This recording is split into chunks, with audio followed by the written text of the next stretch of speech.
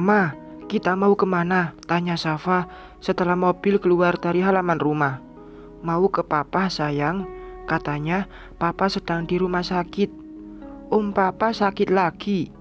Tidak, tapi sedang menyenguk yang sakit, kataku memberikan jawaban yang mudah dimengerti Safa. Padahal aku belum tahu kenapa Adi di rumah sakit sekarang. Jika dokter Kamilah yang kecelakaan, terus kenapa harus Adi yang menemani? Dia bukan siapa-siapa dokter Kamilah. Hubungan yang terjalin hanya sebatas pasien dan dokter, tidak lebih. Apa mungkin wanita itu sengaja agar bisa lebih dekat dengan Adi? Dia menjual kesedihan untuk menarik simpati suamiku.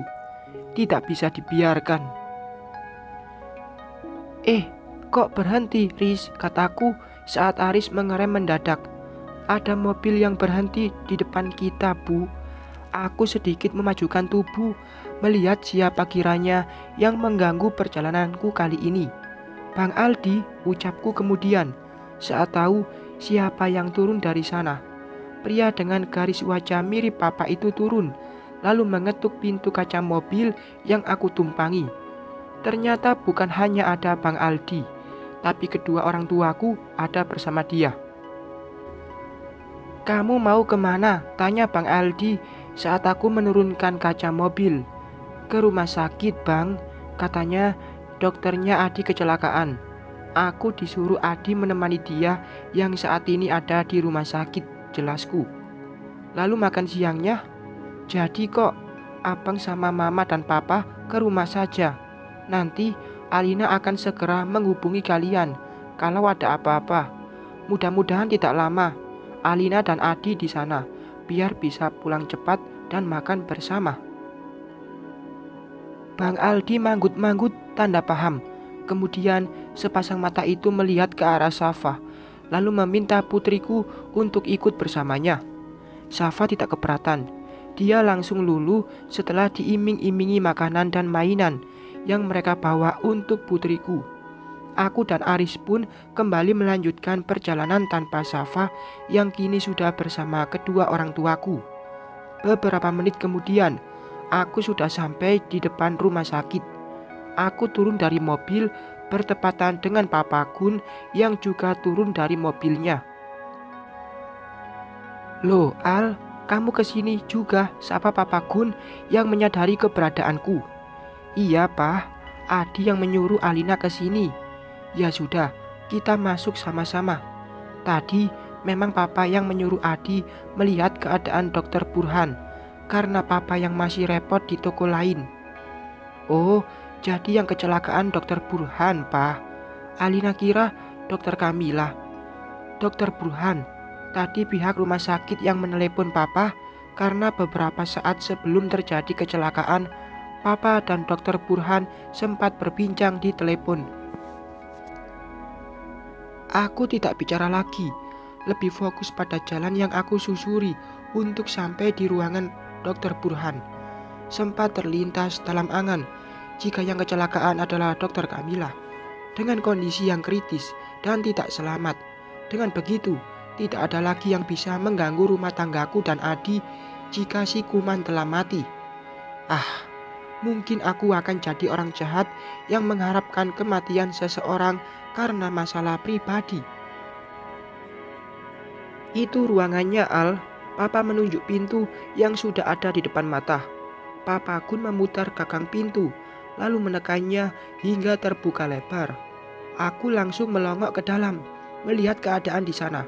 Dan tatapanku langsung mengarah pada Adi yang duduk di kursi rodanya seraya menoleh ke arah pintu. Pah, Al, Adi menyapa kami. Aku memindai ruangan ini mencari Dokter Kamilah yang aku curigai ada bersama suamiku.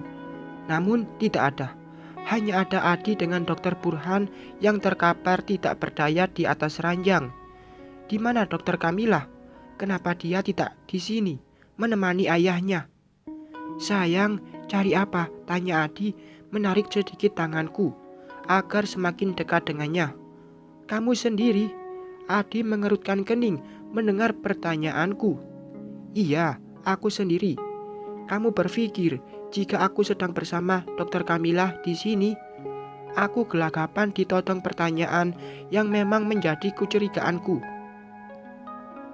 Inilah alasanku menyuruh Aris membawamu kemari, agar kamu tidak mencurigaiku, mencemburuiku, dan menuduhku yang tidak-tidak. Kapan aku menuduhmu? Ujarku tidak terima. Mencemburuiku sering, karena kamu yang saking cintanya padaku. Betul, pungkas Adi seraya mencubit sebelah pipiku. Aku memundurkan tubuh seraya mengembuskan nafas kasar. Pandai sekali Adi mengontrol emosiku yang hampir saja meledak di sini. Jika terus diladeni, sudah pasti aku dan dia akan terlibat percekcokan yang lumayan menyita perhatian Papa Gun. Aku duduk di sofa yang ada di ruangan ini dengan diikuti Adi. Sedangkan Papa Gun, dia berdiri di samping ranjang temannya itu. Adi menjelaskan keadaan Dr. Burhan yang saat ini tidak baik-baik saja. Pria itu mengalami benturan hebat di dada serta kepala yang membuat dirinya mengalami cedera otak dan tulang dada, yang membuat Dr. Burhan harus memakai alat bantu pernapasan. Dr. Kamila sendiri belum mengetahui bagaimana keadaan ayahnya, karena dia yang tengah menangani pasien di rumah sakit lain. Keberadaan Adi di sini pun belum diketahui wanita itu. Kapan kita pulang? Aku berbisik di telinga Adi. Saat Dokter Kamila datang, aku mengangguk paham, kemudian kembali duduk bersandar pada sofa, menunggu seseorang yang seharusnya berada di tempat ini. Menunggu itu membosankan, membuatku jenuh sendirian. Sedangkan Papa Gun dan Adi, kini mereka malah membicarakan pekerjaan di sini. Mas, aku keluar sebentar ya, ingin memberitahu Mama di rumah, kataku, yang dijawab anggukan oleh Adi.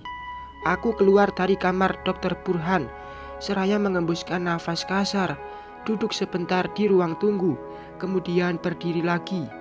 Aku berjalan santai, seraya melihat-lihat dinding yang dihiasi dengan gambar-gambar edukasi mengenai kesehatan organ tubuh. Hingga tidak sengaja, mata ini menangkap seorang wanita berjalan cepat ke arahku. Dia Dokter Kamila. Aku berdiri dengan tegak menyambut dia yang datang dengan wajah panik, membuat kedua pipinya memerah. Dokter Kamila melihatku sejenak, tapi tidak menghentikan langkahnya yang kemudian masuk ke dalam kamar Dokter Burhan. "Papa!" Tangis Dokter Kamila pecah melihat kondisi ayahnya yang sangat memprihatinkan.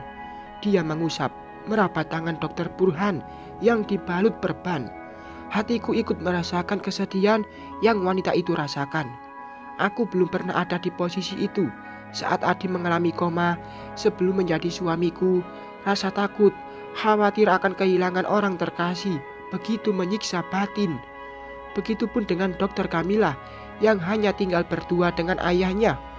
Pastilah dia teramat syok mendengar orang tuanya itu kecelakaan. "Sabar, Dokter Kamila. Yakinlah, Dokter Burhan akan segera sadar dan sembuh seperti semula," ujar Papa Gun seraya mengusap bahu dokter cantik itu.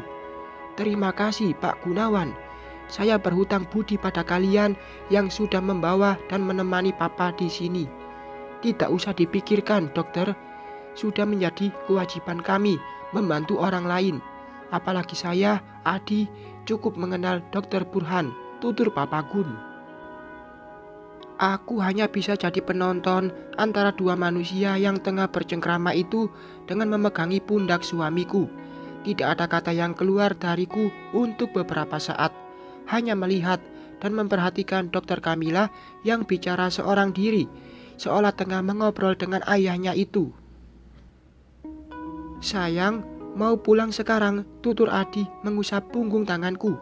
Langsung aku mengangguk. Dokter Kamila sudah di sini.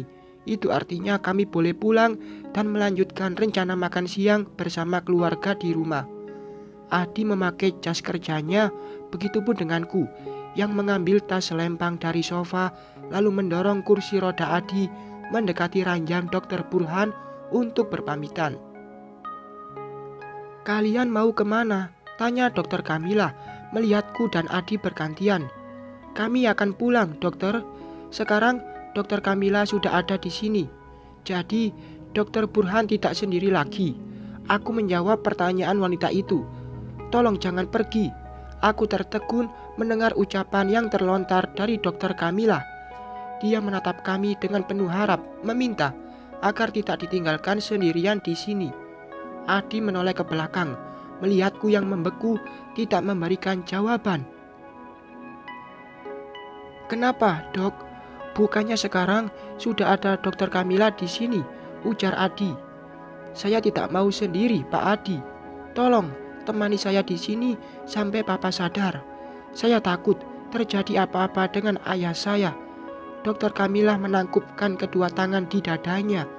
Aku mengembuskan nafas kasar. Sepertinya ada maksud lain dari keinginan dokter itu. Bukannya dia seorang dokter yang setiap harinya bekerja dengan pasien di rumah sakit. Apa yang dia takutkan jika sendiri di sini? Saya meninggalkan putri saya di rumah dokter Kamila. Jika dokter Kamila merasa takut, Anda bisa meminta perawat untuk menemani di sini, bukan? Kini aku mulai mengeluarkan suara.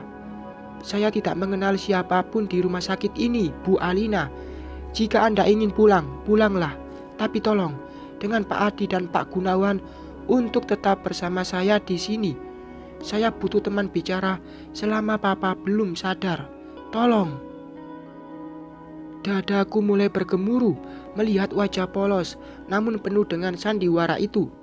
Aku paham maksudnya. Dia menyuruhku pulang, tapi tidak dengan suami dan mertuaku. Itu artinya ada yang dia rencanakan di sini, mencari perhatian lewat kesedihan kepada dua pria itu. Dasar ratu drama. Bersambung.